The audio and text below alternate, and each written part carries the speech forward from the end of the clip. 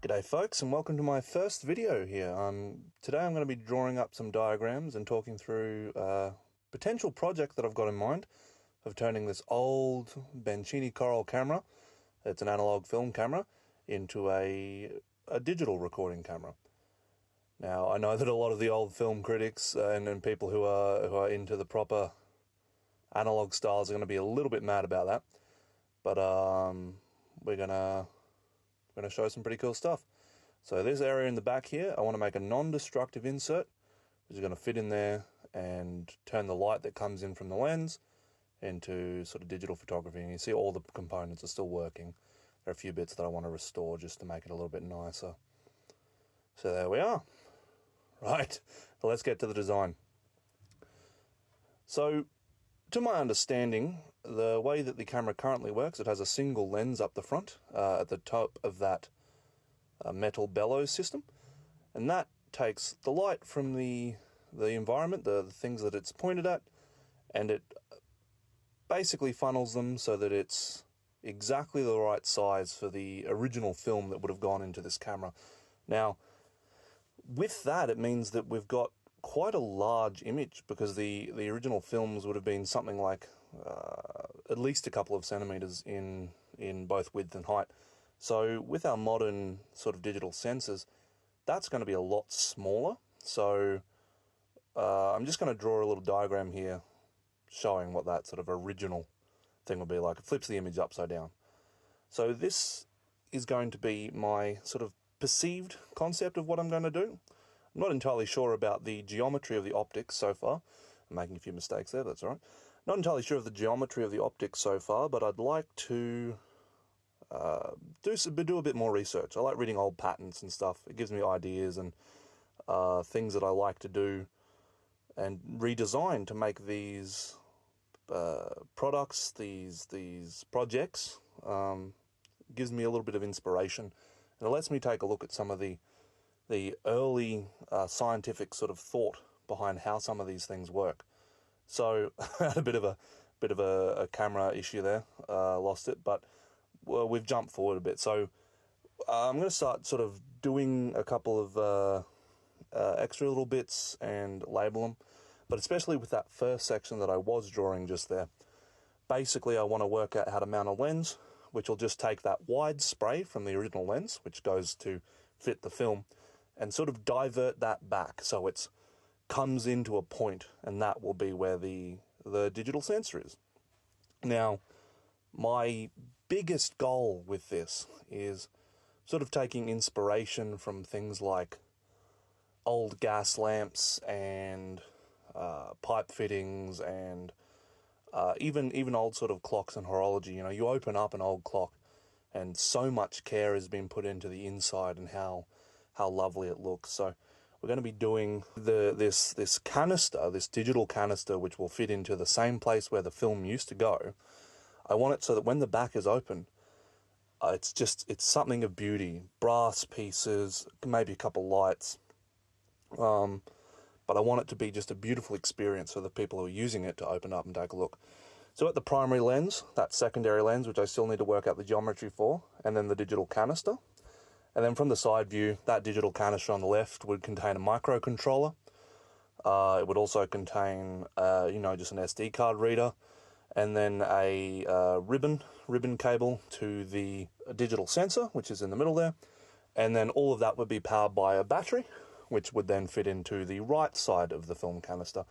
And I've had a couple of ideas about how I would be able to join them up so that, it's non-destructive, but we're still able to actually detect when we're taking an image with the upper shutter to signal the device to take an image. So maybe using something like a light sensor that it should be completely black and all closed off inside the camera when it's all done up. So maybe if there's a little light sensor just around where that digital sensor is.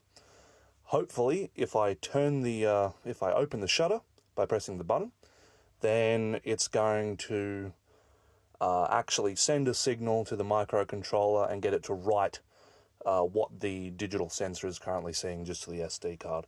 So obviously I want to work on multiple iterations in this. I want to make it sort of nice. I want to be able to add in actually sort of physically based filters, because I really like a lot of those old sort of photographic styles.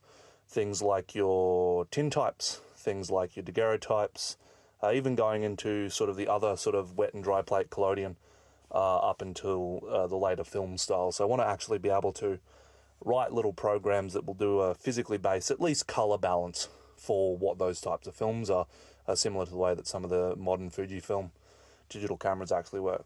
So I've sort of labelled it out. I might at some later point draw up a nicer sort of documentation version of this, especially I'm going to be doing lots of different things on this channel. I'm going to be drawing. I might be talking about some of the patterns and stuff that I want to go through and that inspire me, that I'm interested in. Take a look at some of the old designs, some old visual concepts, some sort of things that inspire me.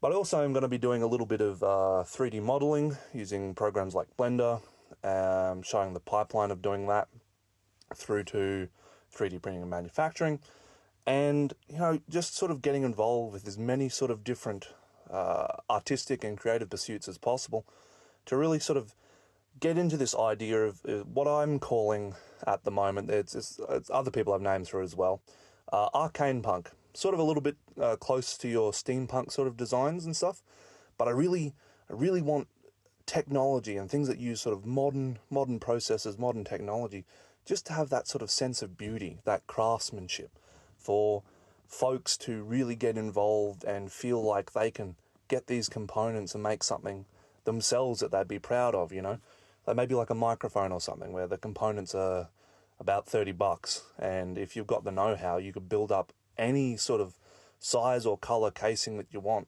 And so you're not sort of just limited to buying pre-built products. Like, you can make your own things, but not be worried about it really skimping on beauty and detail and design.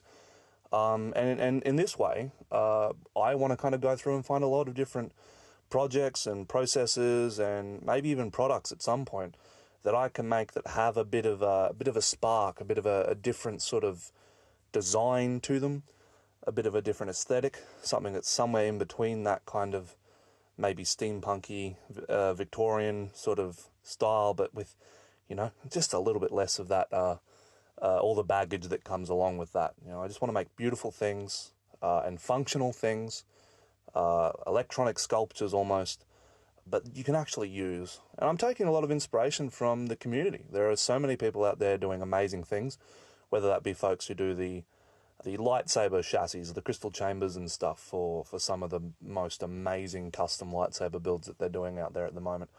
Or even some folks who built I can't remember the name of it, but the system that you can add into any old radio to give it a new lease of life, even if the current exterior doesn't work. So as you can see, I'm just kind of finishing up the diagrams now. I've drawn just a little front facing of the camera. I really want to make sure this is non-destructive, so no drilling holes or breaking any parts of the camera itself. I want to just 100% be involved in making something that's beautiful, that fits in, and that from the outside you would never even know is there. But it just gives it a new lease of life and a new set of functionality that is just a bit easier to manage in sort of this day and age where, like, I'm not sure about the process of doing film. And I might be interested in trying those sorts of things at some point. But as for now, like, this is something that I feel like I can do. It's not damaging the actual object itself, the actual historical camera itself. And I feel like it will maybe give it a new lease of life. So as I finish up here, I just want to let you guys all know that yeah, I'd like to see what you guys think. Follow along, and I'll be doing more interesting projects. I've got some lamps in mind. I've got obviously my patent reading sessions. I've even got some drawings and maybe some creative writing to do. So thank you very much for watching, and have a lovely day.